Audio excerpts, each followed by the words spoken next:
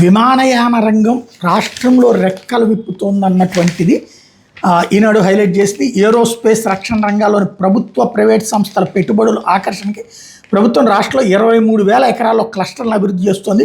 బెంగళూరు, చెన్నై, హైదరాబాద్ నగరాలకు అనుసంధానంగా ఈ క్లస్టర్లు ఉండేలా రాష్ట్రంలోని ప్రాంతాలను వ్యూహాత్మక ఎంపిక చేసింది. తిరుపతి జిల్లా రౌతు సురమాలలో 2,500 ఎకరాల్లో స్పేస్ సిటీ ఏర్పాటుతో పాటు పరిశోధన అభివృద్ధి హబ్గా తీర్చిదిద్దాలని నిర్ణయించింది.